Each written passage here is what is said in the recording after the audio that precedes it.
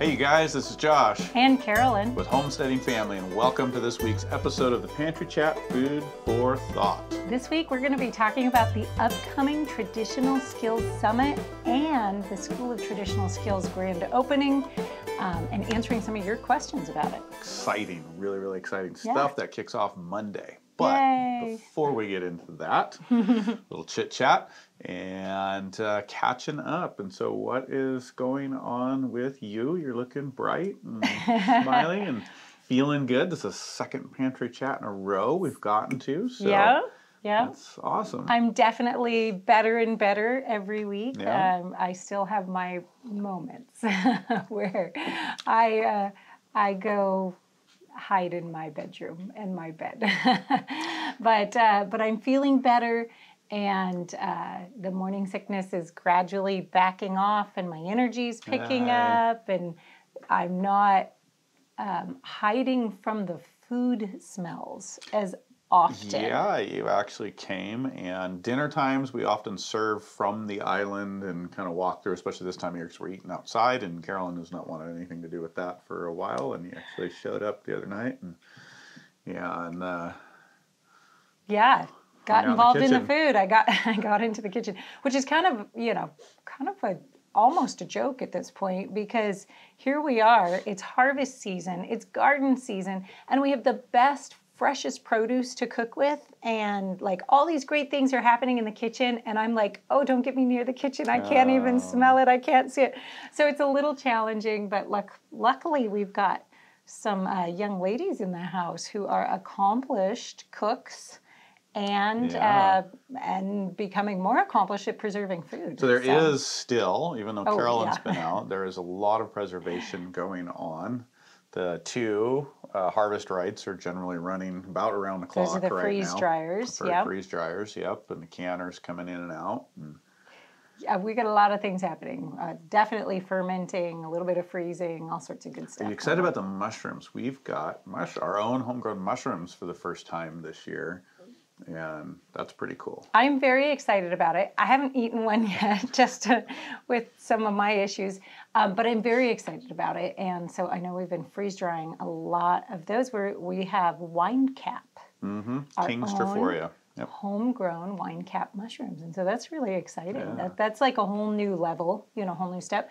And the coolest thing about these is that we're actually growing them in the garden in a space that's already being used.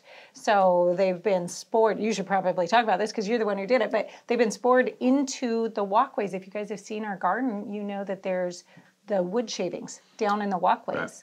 And they've been spored into that, and then they come up and they fruit right on the edge of the walkways where the garden, beds take over. And I hear they really like being under the broccoli. Well, they do. They like shade. They don't like a ton of full sun. We're going to add them because I know we have some folks up here that do market garden and CSA, and they run them through all of their garden beds, not necessarily just where it's shady. So we're going to expand. This was the first year experiment, and it's going really well. So we'll get some more. Yeah. And keep spreading them out and see how it goes. Well, one of the exciting things about it is it's not just for producing mushrooms for eating, right? It actually has a function in the garden, which is the exciting part. You're building soil, sure. The mycelium is very powerful in taking the carbonaceous material. So in our garden rows, I used to mulch everything, but because of our cold climate, the soil, just wasn't warming up fast enough. So now we mulch just our rows. We're very heavily and deeply. And by putting the mycelium in there, that is actually increasing diversity in the soil, and it's actually slowly breaking down some of that in nutrient-dense soil. Yeah, and by rows, you're talking about the walkways. The walkways, sorry, not the beds, but the yeah. walkways between the raised beds. Yeah.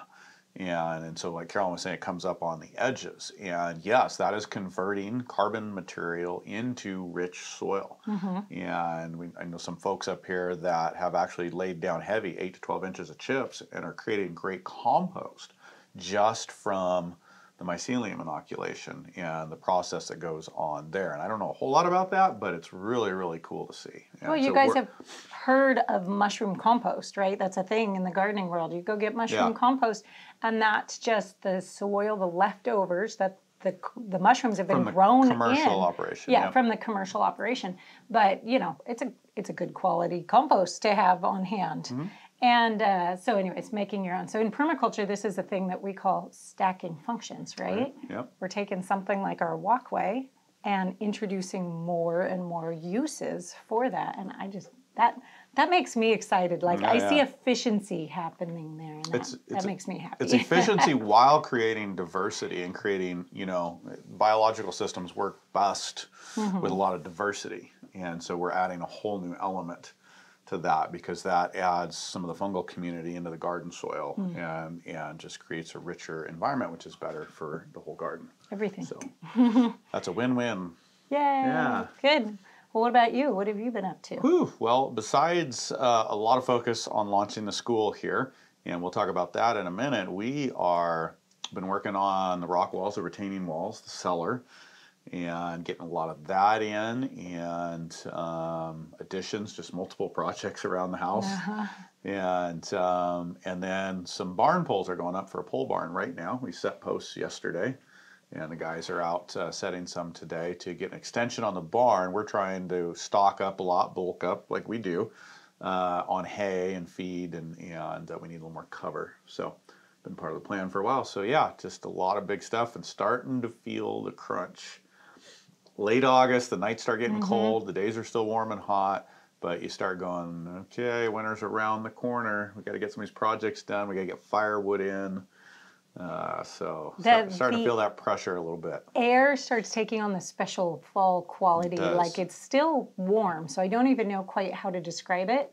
So it's still warm out and hot some days. It's during the day, but it's like the nights. We had 36 degrees the other night. Wow, that was cold. Maybe that's what got my attention. Right. Said, oh boy, Here it comes. Here we're on. We're getting ready to get ready for winter. So anyways, that's just a lot going on here as usual. And question of the day? Question of the day. Let's do it. This one is for you. And this is from Mountain Show 1 from the What to Do with Raw Milk Once It's in Your Kitchen video. Okay. She said, she, I guess I don't know, says, if I go to the store, buy a half gallon of milk, let's just say whole milk, from the dairy fridge, I bring it home, and leave it on my counter for 5 days. Will it spoil or will it be clabbered? Wow, good question and a little tricky there because clarify the milk. So I'll be curious to hear your answer. It will absolutely spoil. If it is pasteurized milk, you have taken out, the pasteurization process has taken out all of the good bacteria. Theoretically, it's taken out all the bad bacteria too. However, there's always opportunity for a little bit of contamination here and there. And because you don't have the good bacteria in strength anymore to eventually colonize and take over that bad bacteria, you end up with spoiled milk. So I don't suggest doing that in any way whatsoever, unless your grocery store has raw milk in it. If it does, then it has good bacteria in there that can eventually take over. Now, I do want to say... Wait. Sorry, I got to interrupt you. So you're telling me the way God made the milk is actually better than the pasteurized, man-processed stuff? Well, it definitely has more bacteria in it. News bacteria. alert. The one thing, though, the one caveat I would say in all of that is that if it's store-bought raw milk, it's probably been through a lot of processes to get it into the store, and there's a lot more opportunity for contamination. So you might have a batch or two go bad. If you have a clabber batch go bad, you will know. There will not be any question. You won't be kind of like, oh, is this good or is this bad? It will be completely clear because it will smell putrid. It won't just smell a little yeasty or a little fermenty. It will smell like something died in your bottle. Right, and you're not talking flavor. I mean, clabbered milk, just clabbered raw milk that's totally good and healthy can be, depending on the person, the flavor may be exciting or not exciting to somebody. But we're not talking about flavor. If it tastes like something died in your jar, it's bad. That's just bad. That's not like a little flavor because I don't really like the clabber or whatever. Right. That's like you just know that's just awful. Well, and the real trick to clabber is you get your clabber starter, just like if you were making yogurt, right? You start one batch, you get it to clabber. Sometimes, you'll be amazed, sometimes it takes 14 days to get that milk to thicken down into clabber. And so you get that, and then you just take one spoonful of that and you put it into your next batch, and that inoculates it with that good bacteria. And then within 2 days, you're going to have a really nice thick clabber with a much cleaner flavor than if it was just, 14 days out on the counter. That's a long time to sit on the counter. Something's going to take on a flavor or an off something. So, but if you do that trick and you inoculate it batch to batch to batch, you end up with great, clean tasting clabber. Really cool. Can I get on a pedestal for a second? Go for it. So, raw milk is better for you. It's safe and it's better for you. And somebody posted a video not too long ago on YouTube, and some of you have seen it because it was you guys that called it out, where they were doing the 20 most deadliest foods. And they actually pulled some of our content, not speaking but visual, in there about raw milk, and and they had it absolutely 100% backwards. They were talking about how dangerous raw milk was, and the facts and the things that they cited that they said happen is what happens with pasteurized milk if you don't take care of it, if you don't do it. And it's such a misconception. And while, our homesteading family isn't all about dairy, we love seeing people get properly educated about real dairy and its benefits, because raw milk is not dangerous the way pasteurized milk is. It just is not. Yeah. And I hate to see that misinformation out there. Well, it makes producing your own food really accessible if raw milk is safe, right? No, yeah, it's a freedom. I don't want to be too big of a conspiracy theorist, but I am in some ways, in that, we see a continual misinformation that steers people away from being able to produce their own food and be semi-self-sufficient, or community sufficient. And, this is a really good one. It's like the herbs. Do you know, I was just reading the other day, I think physician mistake is the third leading cause of death in the United States. It's up there, as is. Have you ever seen a warning? Prescription drugs. Yeah, they're very dangerous. Way up there. Have you ever seen a warning about going to your doctor? Like, this may be dangerous for your health. You may be harming somebody. You might be harming your child by taking them to the doctor. You don't see that. But herbs, which historically, according to the U.S. paperwork, kills like less than one person a year, and that's usually somebody who does something crazy with diet pills. Right. Those are, you'd think you were going to kill yourself by picking up a bottle of elderberry juice. Yeah. Anyways. To be clear, we're not against doctors. There are a lot of wonderful doctors out there, and I know there are actually a lot of you following us. And so, just to be clear, Carolyn in her herb class has a very great ladder of health that describes the process. There is a place. We love you, doctors. There are some that don't practice well, but well, I think the system's a little broken. The doctors are great. The system is broken. That is it. And so we want to build a new and better system. We like our dairymen too. Yeah. I want to say that. We like our people who have dairies and, put milk in the refrigerator section at the grocery store that's pasteurized. We just think the system might be a little broken. Yeah. Absolutely. Okay. And that is why we are continuing to build our own systems, our own things, to help all of us, you guys, build greater health, greater freedom, and greater security in your lives. Those are three things that we focus on in Homesteading Family. Mm-hmm. And Carolyn and I have dreamed for a long time to go past Homesteading Family, to do something bigger that would fill a spot in the homesteading niche and reach more people, to help them realize that they can take these steps little bits at a time from wherever you're at. And that is culminating, that is coming together in the School of Traditional Skills. Yeah, it's really exciting. Josh and I, like you just mentioned, we've been dreaming of this for years, because we know quite a bit. We know what we know in our experience, but there is no way we are ever going to be experts in all the different skills and all the different little niches within homesteading or self-sufficiency or whatever it is that you want to call it. And there's so many people out there who are phenomenal. The people that I want to learn from, that I want to get their experience and help me shortcut. Yep. And so it's been our dream to be able to bring those people together and, in a place where we can all learn in a really, really practical fashion.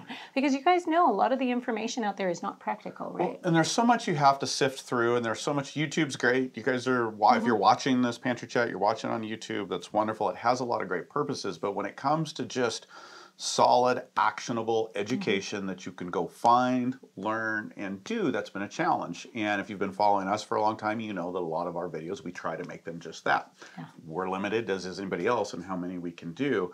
And so we wanted to put a school together, a place where, as Carolyn was saying, we can bring in many, many different people. Over the years, this is going to grow. We're starting with 12, and we'll tell you a little bit more about that, to teach very solid classes on a subject that you can go in. It's not going to take you 2 weeks to watch it or learn it. It's going to take you a couple of hours, and you're going to go be able to tackle that skill that you want and go out and do it, and then come back and tackle another one. So we're trying to make the process a little more exciting and fun by bringing different experts in, and yet make that educational journey like, boom, you're going to learn a skill, you go put it to work, and you do it. You're not sifting through, 3 dozen YouTube videos and everybody's life stories to find the little nuggets.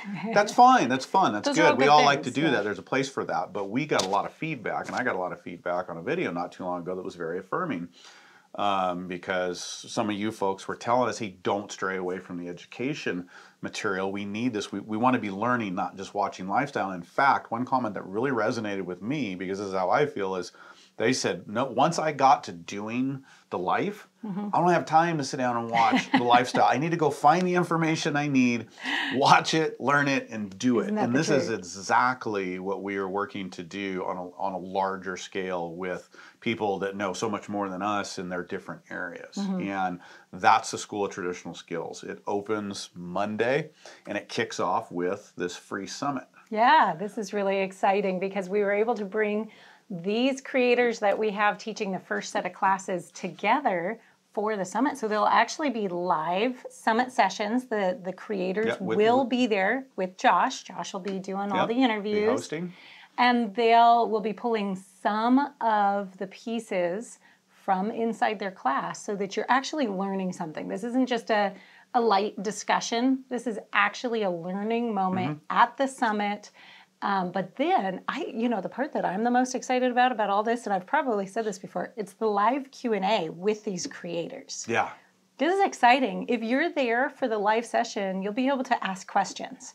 And, obviously there's a time requirement, how long they'll be on there and everything. We're going to do our best to get through as many as possible. We're going to try to really just ask the questions, get the answers, and move through them. I want to get as many of your questions in there as possible, so we're reserving as much time for that after some good time with the creator and some good lessons. Right. And so we won't be able to cover everything, but we're going to work to cover as many as possible. So we've been getting a lot of questions about the summit and the school, so today we thought we would just talk about the different creators that are in there, that are going to be teaching, what they're going to be teaching on, and exactly kind of how it all works. Yeah. So the summit, before we get into each teacher, is 4 days with 3 classes each day from a different instructor. It's live, it's free. There will be replays. We realize everybody can't go to every single one, so there will be free replays available during the summit and for a few days after. And then because it's the launch of the school, there's also going to be an offer to enter the school at a founder's one-time. If you followed us for a long time, when we do something new, when we first release it, we're going to give you something that you're just not ever going to see again. And we've got a little bit of feedback. We've shared a little bit, and people are excited. It's an excellent price and excellent value. So you'll learn more about that through the summit, and if you haven't signed up, sign up and we'll keep you up to date. If you've ever gone to one of these summits online, again, this is online. I want to keep saying online because everybody keeps saying, where is it? Do I have to buy a ticket? Do I have to get a plane ticket and go show up somewhere? No, this is on your computer. You can watch in your kitchen, in your living room, at the office, whatever you want to do.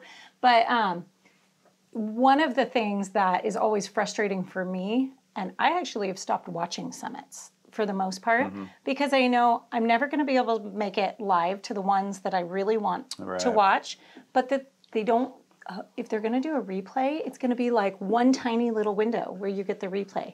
You're going to get the replays for all of the sessions after they've gone live, like the next day. The next day, yep. Starting the next day, you have it for the whole duration of the summit. So you can go back and watch any of them that have already happened, the day before at least. And even after the summit for a few days. Yeah. And if you really can't get to them, and because a lot of summits usually you can buy the summit, and so if you buy into the school, only the people that are there at that time will also get the entire summit. Right. So you'll have it even past that period if you decide to join the school. It'll be there for you. So let's talk about each of the days and the instructors, because we have just a really exciting lineup of people that are coming to teach and hang out. So day one, we're starting off with your good friend, Melissa K. Norris. Yeah, Melissa Norris is actually teaching a summit session, and then of course in the school she does a full extensive class on extending your garden seasons into the spring and the fall months. In the summit session is going to be all about the fall season extension, because here we are, fall, right? It's still It's time to go watch this and act on it and do something. Yeah, so she'll be teaching on that fall season extension. This is so important right now because we know what's happening at the grocery stores. We know the prices are going up. We know that we need to get the most out of our gardens that we can, and this is a great method for doing that, is extending the garden season. Without it, at the moment, extending your space. I mean, we all want to extend our space if we have it, but this is going to allow you to reuse the space that you have. Yeah. So very, very cool, very important. In the afternoon, we've got Lisa Bass from Farmhouse on Boone. Yeah, Lisa Bass is sorry, I was letting you teaching a class on vegetable fermenting. And so this is good if you've ever wanted to jump into really learning how to ferment your own vegetables. The class is phenomenal. I've gotten to see the entire class, and it's a really good class. In the summit, she is specifically talking about, I believe it's sauerkraut. I'm trying to see here up top at the moment.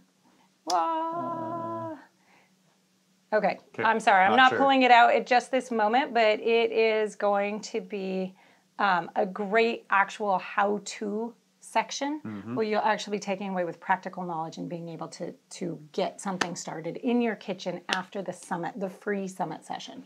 Hey, and I want to tell you something about the school, because you're getting a little peek into the school in a very specific honed-in skill set for the summit, and then the school has a broader class. Carolyn designed the classes, so there's a very specific intent. And so when you were saying you've actually seen the class, I wanted you guys to know she's seen the class because she's editing the videos to make sure that the classes are coming out the way they were designed. I've been out there producing, filming, capturing it. She's making sure they are coming together the way they were designed to help this educational journey. And I think that's really one thing that's going to be really powerful about School of Traditional Skills is the way you've designed these classes to help people move through whatever the subject matter is. Well, that's really exciting. I think that's something that's so powerful because a lot of you guys know there are a lot of great YouTubers out there that do a lot of really neat things and have a great in-depth knowledge, but they're not always great at presenting practical step-by-step. First you do this, and then you do this, and then you do that to make it really followable.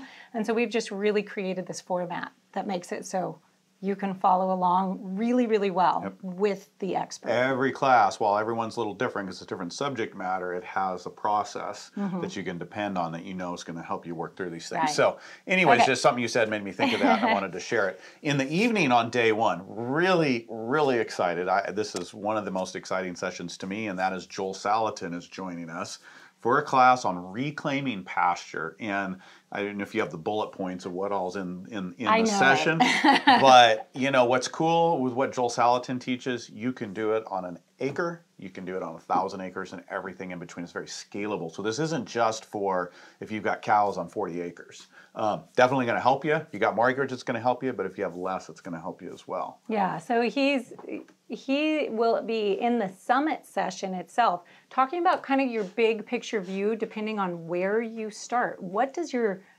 pasture look like right now?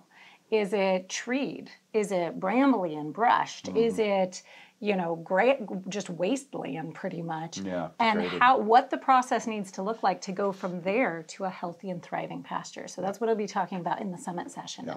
It's exciting. Very, very exciting. Yeah. And if you've ever heard Joel speak, and if you haven't, you don't want to miss this. He's just inspiring. He just gets you fired up and excited about life and about whatever you're doing besides, focusing on pasture here. Okay, day 2, we're going to kick off with Ann Briggs from Ann of All Trades, and we're going to be talking about milking goats. What's the specifics? Right. For the actual class for the school, she's going over everything about keeping milk goats. I mean, this is a good class. She's talking about kidding, she's talking about breeding, she's talking about feed, all of those things.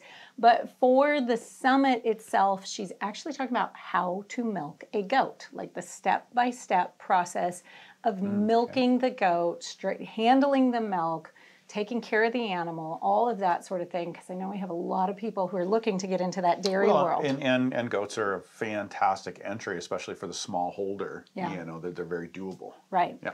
Oh yeah. And if you don't know Ann of All Trades yet, she's a lot of fun. Full of energy. Exciting. Yeah. She always makes me laugh. She's just bubbling with life, I guess. She is a really good way is. to say it. Yep. And in the afternoon on day 2, we've got Brian Lowell from Next Level Gardening. He's got one of the largest vegetable gardening YouTube channels.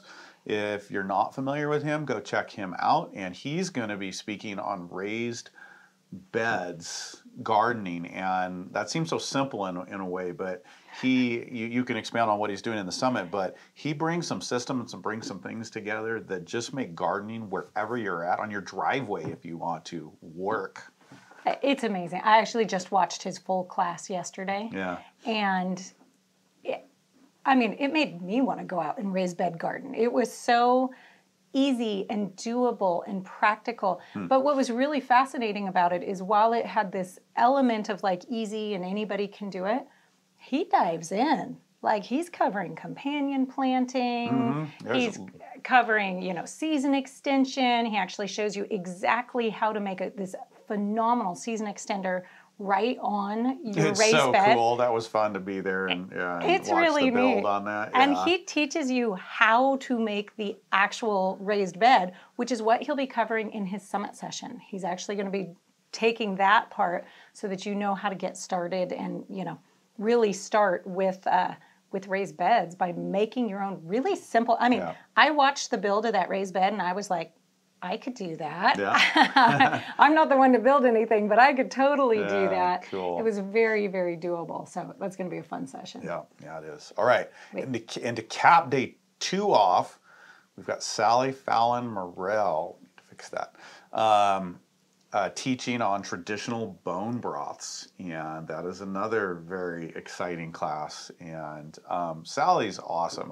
It was so exciting to think about bringing her into the school, and she was so gracious to say yes. And getting to film with her was just amazing. Yeah. She's very, very gracious and in the class, it's not only bone broth, you're getting like a primer in gourmet French cooking. It just came out. Sally can't help it. And so it was really cool. Sally's like she's like the godmother of traditional solid cooking in the modern era. Absolutely. She has impacted, I know, you and so many household kitchens, definitely within the homesteading world and cooking world. If you're not aware of who she is, just look at the book Nourishing Traditions. That's kind of her foundational cookbook. She has quite a few of them out, but it's really based on some very fascinating studies. And even if you never make a recipe from the book, the information in it it's really life-changing, honestly, for a lot of people. It's health-changing, that's for sure. So the class is, covering a whole lot of areas of bone broth and cooking with bone broth, but what is the session about? I just have to. This is one that I'm really excited. I've got to expand a little bit. Yep. You can go to YouTube and get we've got a great video out there on basic bone broth, right?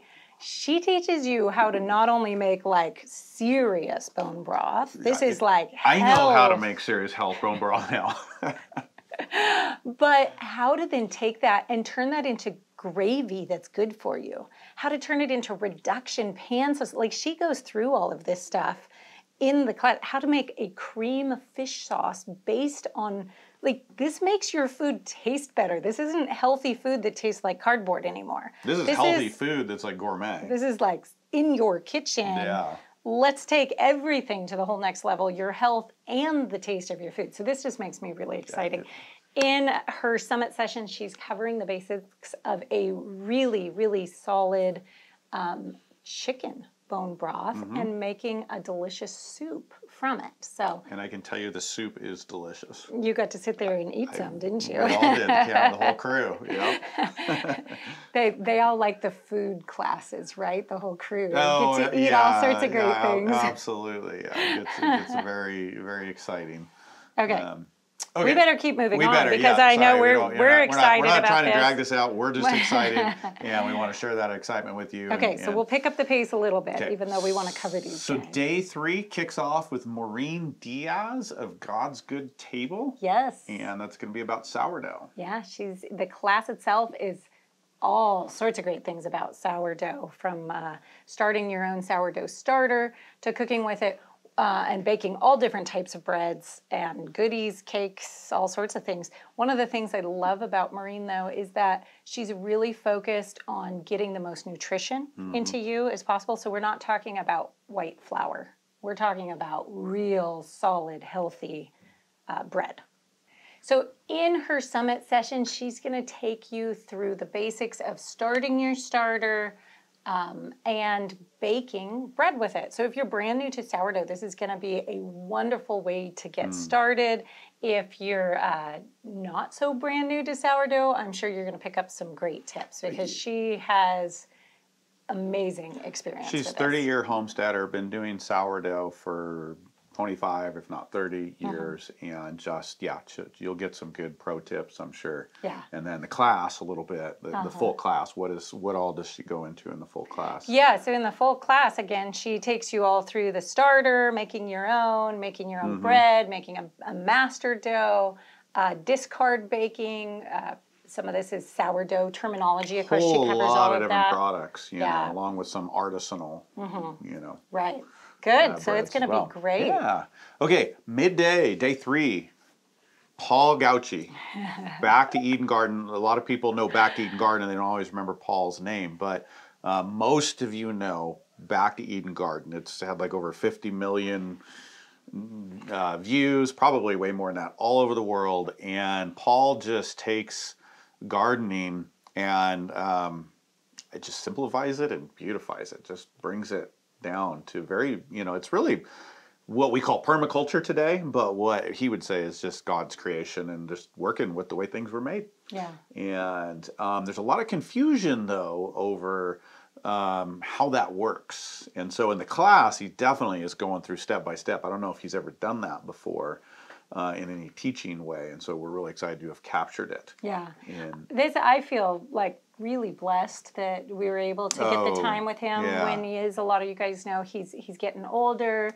He's got some health issues. His health is maybe starting to fail a little bit. And I just feel so thankful that he spent the time with us that he did in filming this. This is really special. In the summit session, he's going to be going over a lot of just the real simple basics, how to plant the garden in a Back to Eden method. How, some of these things that, while they seem really straightforward and simple, once you dive into a whole different method, like a Back to Eden garden method, there is some confusion and there's some answers. So he's actually going to be showing us how to do that step by step. Very cool. Yeah. All right.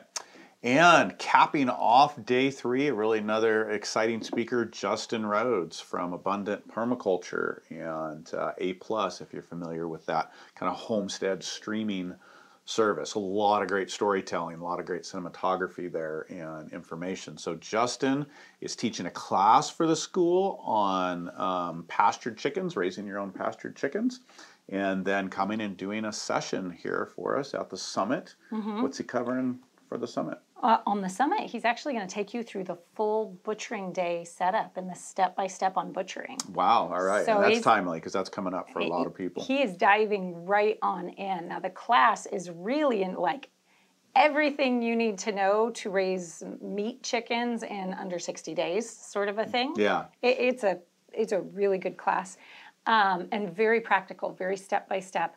But the summit session is going to be really neat for a lot of you guys who... One, if you want to see butchering before you've done it, that's always a good idea. But even if you have been butchering for a while, he has really honed in his home butchering Really has. process. Yep. And makes it efficient and it's very easy. efficient. It's worth watching just to see how he does it and how he's lined it up to make it really efficient. Yeah. So, Yep. Gonna be a good one. Yeah. Okay, and the first person of the next day is Harvey. Harvey Ussery from modernhomestead.org. And Harvey is kind of the Joel Salatin of homestead chickens and egg layers. And his class is not just like on egg laying chickens. It is about feeding egg laying chickens from your, what you have on your property, to using them, putting them to work on your property. It is a real great homestead egg laying chickens, and with everything you need about caring for them and everything else. What is he diving into here for the summit? So for the summit, he's going to be talking about how to start your chicks off right to have the longest, healthiest life of your chicken. And that is so important to get a good start. And, when COVID hit and people were freaking out about food, I heard, I don't know, dozens, if not more, stories of people going and buying chicks and just not having a clue what to do with them. They're running around people's front yard. There's all kinds of things going, and then a lot of failure with that. And so he's really just going to help you get started really well and get on a good foot. All right, day 4, afternoon, Brandon Sheard, the Farmstead Meatsmith. That's exciting. This is a cool class. Okay, do you guys, I'm often referring to books, right? And you've read Wind in the Willows, I presume. And Mr. Badger's kitchen. When they go into Mr. Badger's kitchen and living room, there's this whole description of all this meat hanging from the ceilings and vegetables and spices and things hanging all over the place and just food stored everywhere. And this has always been my dream kitchen. This is where Brandon Sheard comes in because he teaches you how to preserve your meat. Pork specifically is what we'll be talking about in this. Yep. Like, at room temperature, we're going to cure the meat with no chemicals. Salt. I love and thyme. it. That's it, you guys. It's so simple. The class covers bacon, ham, and prosciutto. Right. However, the session is going to cover bacon, right? Yeah. The summit. In the summit session, you're going to learn all about how to cure your own bacon at home the old-fashioned way so that you can literally have it hanging in your kitchen and pull it down when you want to slice them up and eat it. Brandon is who we learned from, and I tell you, once you do this, I mean, not just for the preservation side of it. I mean, this is as traditional as it gets historically. You won't want to go back when you get it right, and that bacon comes out. It is so phenomenally good. The film crew was like, I can't buy bacon from the store anymore. I'm ruined. It's phenomenally good. And this is just like when we were talking about Sally Fallon Morell's class. Good food, the flavor is phenomenal. It's not like you're degrading your life to eat good quality food. Yeah, healthy food. Healthy food, real food. It gets better and better. So anyways, that's really exciting. All right.